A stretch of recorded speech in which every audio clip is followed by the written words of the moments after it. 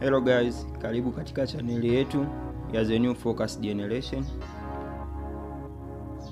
Na kukumbusha kama hujasubscribe, hakikisha umesubscribe ili usipitwe na mambo mazuri tunayotoa hapa kila siku. Karibu katika video yetu ya leo ambapo tutaenda kujifunza jinsi ya kutumia WhatsApp yako kwa faida. Naamini hata wewe una WhatsApp kwenye simu yako. Sasa twende pamoja katika video hii ili tuweze kugeuza WhatsApp zetu kuwa pesa. Kwanza kabisa hakikisha unatumia WhatsApp Business. Badala ya kutumia WhatsApp Messenger, hakikisha unatumia WhatsApp Business. Kwa sababu WhatsApp Messenger kuna baadhi ya features zinakosa. Hiyo itakupelekea wewe kukosa baadhi ya vitu vya muhimu. Katika video iliyopita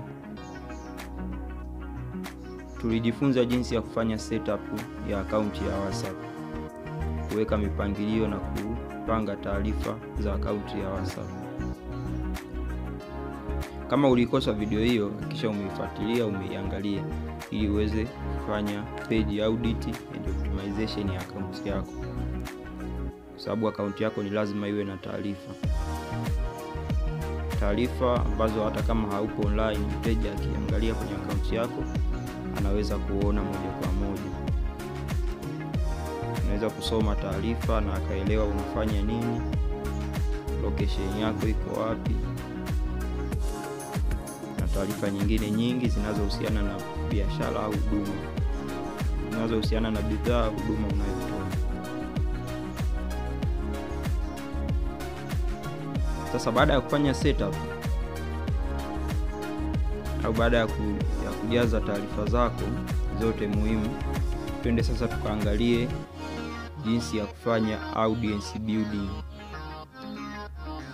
Tunaposema audience building, tuna maana kwamba ni kujenga wafuasi wako ambao watakuwa tayari kununua bidhaa au huduma yako. Katika audience building, hatua ya kwanza kabisa ni kukusanya wateja. Hao wateja unakusanya ambao wana interest na bidhaa au huduma yako ambayo unatoa, au kitu chochote unachokifanya wawe na interest ili muweze kwenda sawa.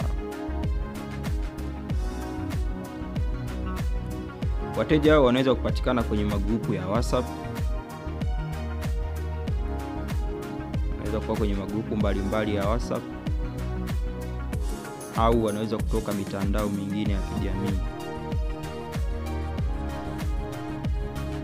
Na wateja hao au watu hao unaweza kuwapata kirahisi kwa kutangaza kutoa kitu bure. Unatangaza labda ni mafunzo unatoa bure, au unatangaza ni bidhaa au huduma unatoa bure. Kwa watu wakishasikia ni bure, wengi wataongezeka, utapata watu wengi sana. Sasa baada ya kuwakusanya na kujiridhisha wapo interested na bidhaa au huduma yako, hatua inayofuata ni kutoa uthamani. Kwanza unawatengenezea grupu moja. Unawatengenezea grupu moja la WhatsApp, unawaweka wote. Sasa hatua hiyo ndio unaanza kutoa thamani. Sasa tunasema unatoa uthamani. Hapa unaweza kutoa mafunzo yanayohusiana na bidhaa au huduma yako. Mafunzo tu yote bure, ila yawe yanahusiana na kitu ambacho unafanya, unatoa bure kabisa. Lakini mafunzo hayatakiwi kuzidi ndani ya siku 5.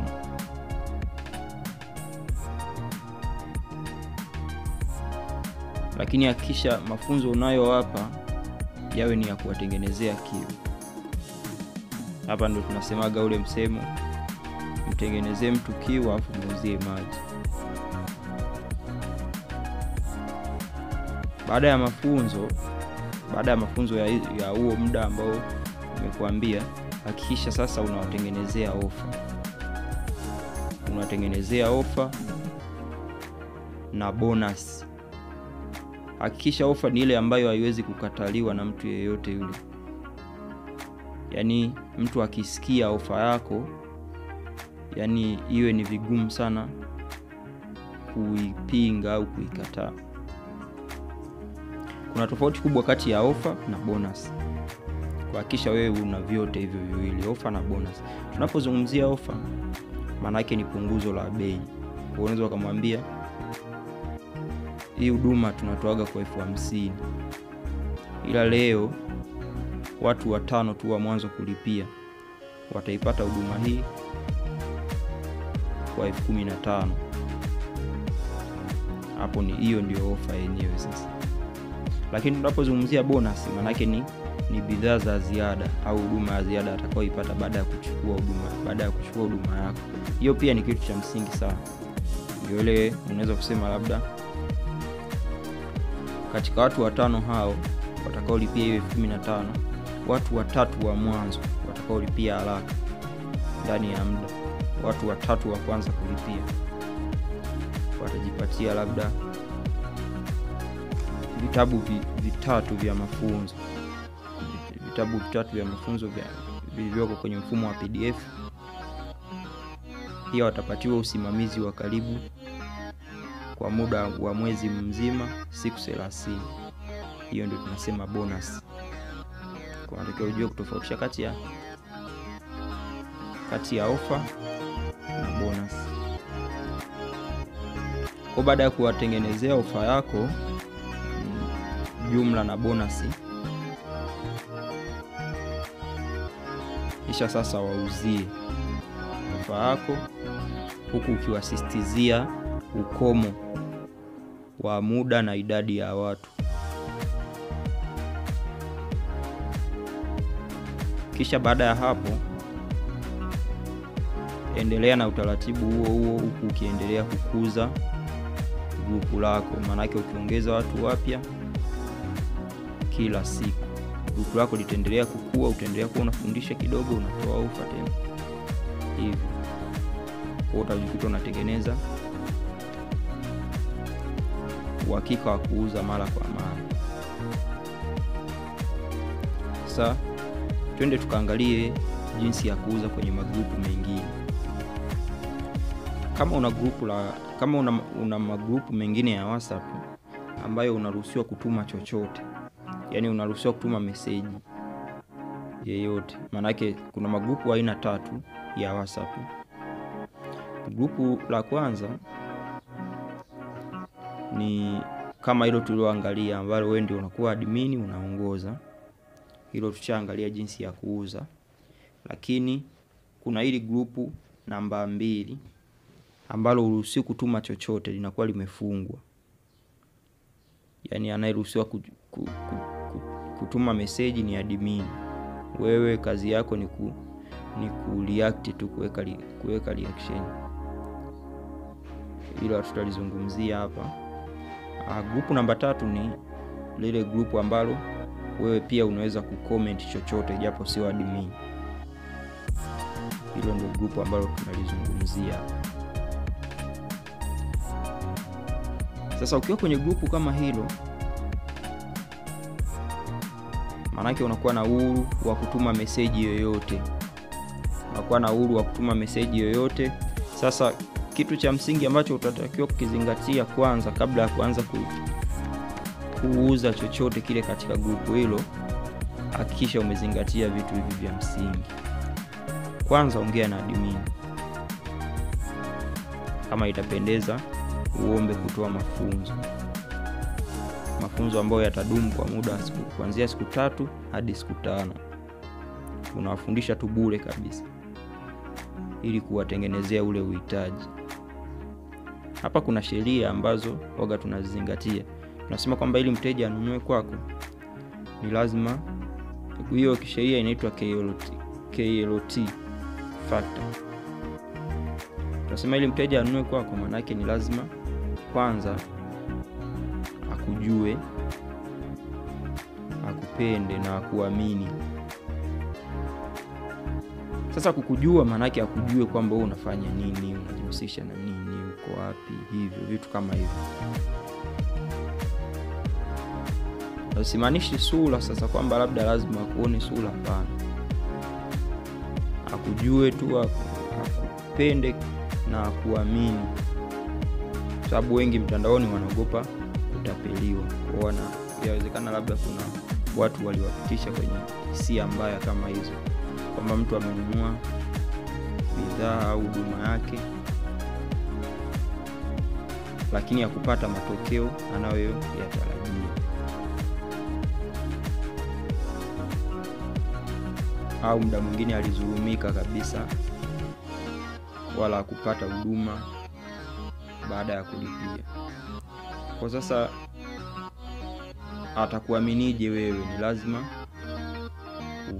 utumie hiyo mbinu sasa ya kufundisha kwanza bure, ili kusudi akujue kwamba unajihusisha na nini, unajua nini, unamjali kiasi gani. Kwa sababu ukisoma vizuri sheria za copywriting, kuna sheria moja inasema watu hawatanunua kwako, yaani watu hawatajali chochote kukuhusu wewe. Unajua nini, una changamoto gani, una umuhimu gani, yaani hawatajali chochote kukuhusu wewe mpaka wajue unajali kiasi gani kuhusu wao. Kwa sasa kupitia hii kufundisha bure, kutoa thamani kama hivi bure, mtu anaona moja kwa moja ni kiasi gani unajali. Kwa mafunzo yatadumu kwa muda wa siku 3 hadi siku 5, zisizidi hapo, kwa sababu zikizidi hapo mtu automatically anaanza kupoteza uthamani wa bidhaa au huduma yako. Kwa baada ya kutoa mafunzo, waandalie ile ofa sasa, ambayo pia ni vigumu kukataliwa. Tengenezea ofa yako pale. Inaweza ikawa ni ile ambayo ulitoa mara ya kwanza kwenye grupu lako, au inaweza ikawa tofauti. Cha muhimu tu iwe ni ofa nzuri ambayo ni vigumu sana kukataliwa.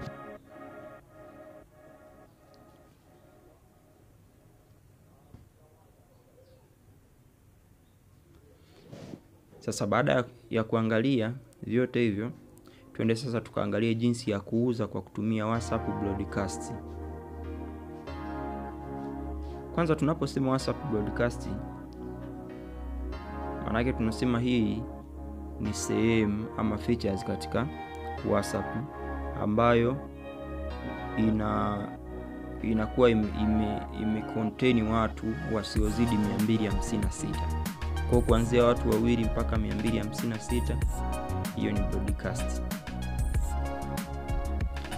Wale watu ukituma, yani wanakuwa ni kama kwenye grupu, lakini ukituma message inakuwa ni moja na inamfikia kila mtu inbox kwake mmoja mmoja. Hiyo ndio WhatsApp broadcast. Kwa kama ukiwaunganisha mle, una bidhaa, una matangazo yako, bidhaa, huduma au mafunzo unatoa, maana yake message itamfikia mmoja mmoja inbox. Sasa katika mfumo huu, mara nyingi unatumika sana kuwauzia wateja ambao ni active, au wale tunaoita hot customer. Yaani wateja hapo interested sana na bidhaa au huduma yako, na maana wanakuwa ni active sana. Sasa hao hutaki kuwapoteza, unatakiwa kuwakusanya na kuwatengenezea broadcast moja. Kisha tengenezea broadcast moja, maana yake utakuwa unawatumia zile message za kuwajulia hali, za kutaka kujua changamoto wanazopitia. Hii inakusaidia kuimarisha uhusiano wako wewe na wao wateja. Kwa hiyo maana yake kama anaona mtu unamjali inbox kwake au msahau licha ya mambo mengi unayopitia. Kwa anaona ni kiasi gani unamjali. Kwa hii inaongeza thamani kati yako wewe na mteja. Kwa anaona unamjali ni kiasi gani unamjali. Anaona ni kiasi gani unamthamini. Kwa hiyo inakurahisishia wewe kutengeneza mahusiano mazuri na kuuza kwa uhakika.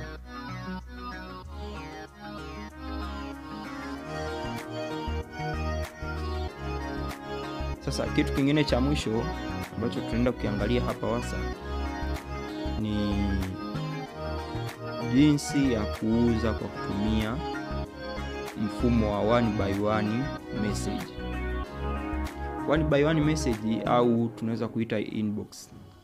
Yaani mfumo wa kuuza kwa kutumia inbox ya mtu. Mfumo huu asilimia kubwa unatumika kwa wateja ambao wamekufuata personal,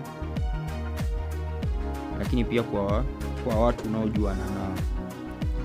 Jinsi ya tuanze na watu unaojuana nao, jinsi ya kuuza kwa mtu unayejuana naye. Mtu unayejuana naye ana asilimia chache sana za kununua kulingana na mbinu ambazo utatumia kuongea naye.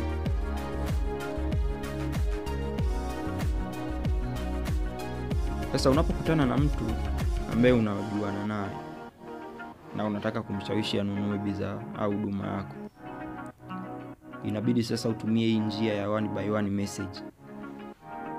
Maana yake kiukweli kwenye grupu ni vigumu sana kununua. Kwa inabidi utumie hii njia ya 1-by-1 message. Kwa utakachokifanya,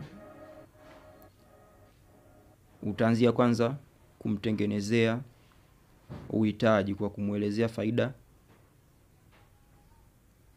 zitakazopatikana baada ya kutumia bidhaa au huduma yako, au kumpa shuhuda za wateja ambao wananufaika na bidhaa au huduma yako.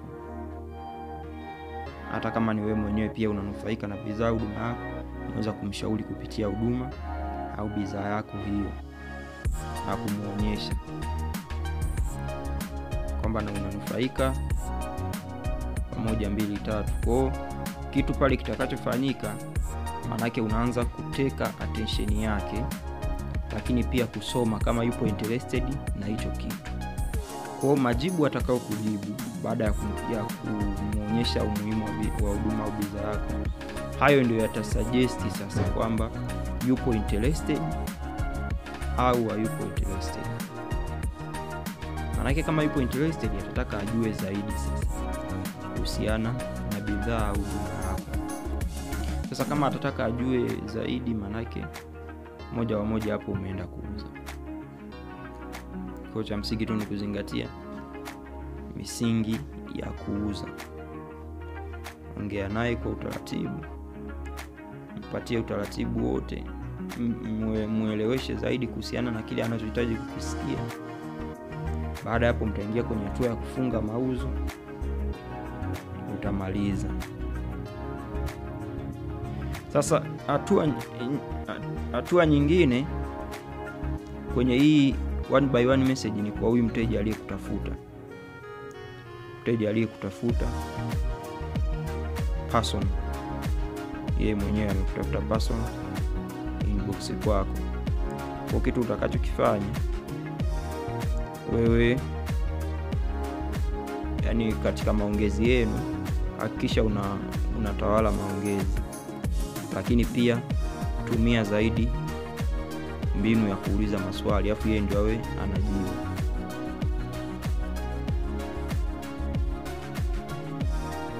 Kwenye maongezi yenu hakikisha wewe ndio mnakuwa muuliza maswali, alafu yeye anajibu. Wanapokuwa anajibu, hiyo itamrahisishia yeye mpaka kwenda kuchukua maamuzi ya kununua. Ile kitaalamu tunasema anakuwa amejiuzia. Hiyo ndio 1-by-1 message. au tunaita inbox.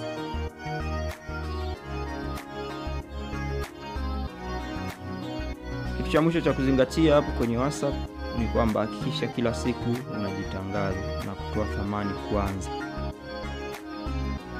Kisha kila siku unajitangaza na kutoa thamani kwanza kabla ya kuuza. Hapo utauza kila siku na WhatsApp itakutengenezea pesa nyingi sana.